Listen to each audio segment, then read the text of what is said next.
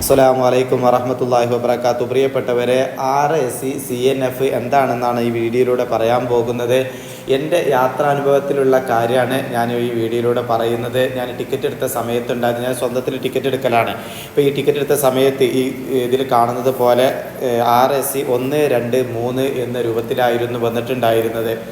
നമുക്ക് 1.5 മാസം മുമ്പാണ് ഞാൻ ടിക്കറ്റ് എടുത്തിട്ടുണ്ടായിരുന്നത്. യാത്ര പോകുന്നതിൻ്റെ 1.5 മാസം മുമ്പാണ് ടിക്കറ്റ് എടുത്തിട്ടുണ്ടായിരുന്നത്.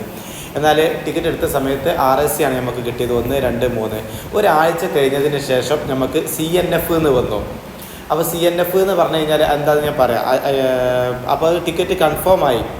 പിന്നീട് നമ്മൾ യാത്ര പോകുന്നതിൻ്റെ 4 മണിക്കൂർ മുമ്പാണ് നമുക്ക് ചാർട്ട് പ്രിപ്പയർഡ് ആയത്. അതായത് സീറ്റ് നമുക്ക് കിട്ടിയത് B6 എന്ന് പറഞ്ഞാൽ അതിലാണ്, കോച്ചിലാണ് നമുക്ക് കിട്ടിയിട്ടുണ്ടായിരുന്നത്. അപ്പോൾ അതിൻ്റെ ചെറിയൊരു വിശദീകരണം ഇവിടെ കൊടുക്കുക എന്നുള്ള നിലക്കാണ്. ഞാൻ പറഞ്ഞതുപോലെ 1.5 മാസം മുമ്പ് നമ്മൾ ടിക്കറ്റ് എടുത്തു. ആ സമയത്ത് നമുക്ക് RAC 1, 2, 3 എന്നുള്ളൊരു 3 ടിക്കറ്റാണ് എടുത്തത്. നമ്മളെ കൂടെയാണെന്നുള്ളത് നമ്മളെ ഫാമിലിയാണ്. RAC എന്ന് പറഞ്ഞ ടിക്കറ്റാണെന്നുണ്ടെങ്കിൽ സീറ്റ് ഷെയർ ചെയ്യേണ്ടി വരും. അപ്പോൾ നമ്മളെ ഭാര്യയും കുട്ടികളും ഇതൊക്കെ ഉണ്ടായതുകൊണ്ട് നമുക്കിത് ക്യാൻസലാക്കണം എന്നുള്ള ഉദ്ദേശത്തിലായിരുന്നു ഉണ്ടായിരുന്നത്. ഈ സീറ്റ് ഷെയർ ചെയ്യേണ്ടി വരും എന്നുള്ളത് നിലക്ക് കണ്ട സമയത്ത് ചോദിച്ചറിഞ്ഞ സമയത്ത് ഇങ്ങനെയാണ് നമുക്ക് വിശദീകരണം കിട്ടിയത്. നമ്മൾ ടിക്കറ്റ് ക്യാൻസലാക്കണം. അപ്പോൾ ഒരാഴ്ച കഴിഞ്ഞ സമയത്ത് CNF എന്ന് പറഞ്ഞു.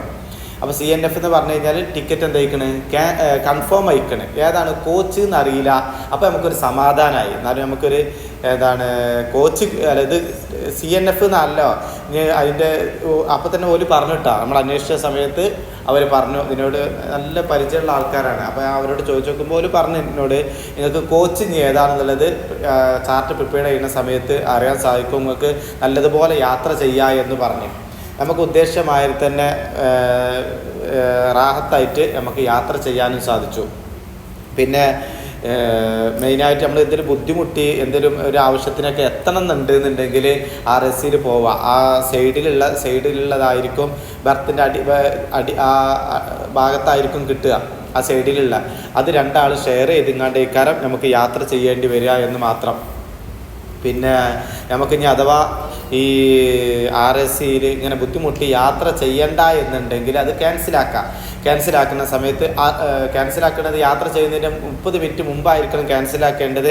60 രൂപ നമുക്ക് നഷ്ടപ്പെടുള്ളൂ. ടിക്കറ്റിൻ്റെ ചാർജ് 60 രൂപ കുറച്ചിട്ട് നമുക്ക് നമ്മളെ അക്കൗണ്ടിലേക്ക് തിരിച്ചു വരികയും ചെയ്യും. അപ്പോൾ ഇത് മെയിനായിട്ട് നമ്മൾ ശ്രദ്ധിക്കുക. ഇങ്ങനെ ഒരു ചെറിയ റിസ്ക് എടുക്കാൻ നമ്മൾ തയ്യാറാണെന്നുണ്ടെങ്കിൽ RACയിൽ നമുക്ക് പോകുന്നതുകൊണ്ട് കുഴപ്പമില്ല.